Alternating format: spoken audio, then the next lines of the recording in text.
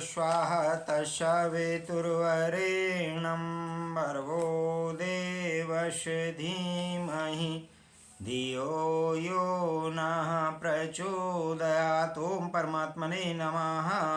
सर्वभूतेषु चात्मानं सर्वभूतानि चात्मनि विज्ञाय निरहंकारो निर्ममस्तत्वं सुखी भव। सर्वभूतेषु सभी प्राणियों में चा और आत्मानम आत्मा को, सर्वभूतानि सभी प्राणियों को चा और आत्मनि आत्मा में विज्ञाय जानकर निरहंकार निरभिमानी निर्मम ममता रहित स्वयं तुम सुखी सुखी भव हो।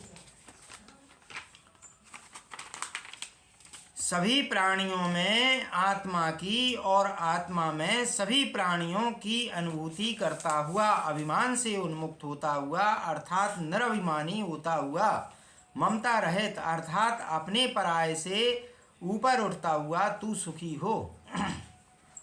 जगत में विविधता की अनुभूति होती है। मनुष्य, जानवर, पक्षी, कीट पतंगे, पेड़ पौधे, जड़ चेतन, ठोस तरल गैस इत्यादि पदार्थों में भी विविधता दिखलाई पड़ती है जो चित्त का ही प्रक्षेपण है। मन तो सर्वथा भिन्नता ही देखता है क्योंकि उसकी दृष्टि सीमित होती है, परंतु ये संपूर्ण भिन्नताएं आत्मा के अज्ञान के कारण प्रतीत होती हैं।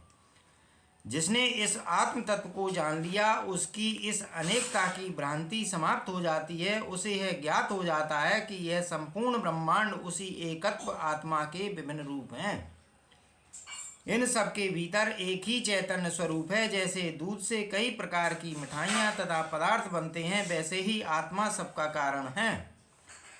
इस एक की अनुभूति ही परम ज्ञान है। अज्ञानी को भिन्नता दिखलाई पड़ती है, इसलिए उसमें अहंकार तथा आसक्ति का भाव होता है।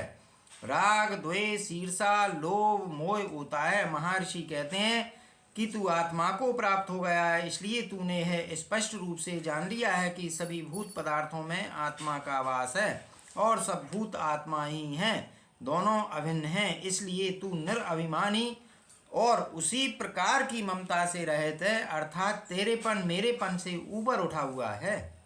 अब तू सुखी हो।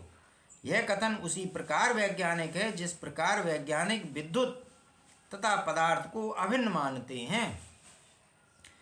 पदार्थ ही ऊर्जा है और ऊर्जा ही पदार्थ है। अध्यात्म की यह दृष्टि भी पूर्ण रूप से वैज्ञानिक है। ब्रह्म, ईश्वर, आत्मा तथा संसार की ऐसी वैज्ञानिक व्याख्या कोई भी दूसरा धर्म नहीं कर सकता।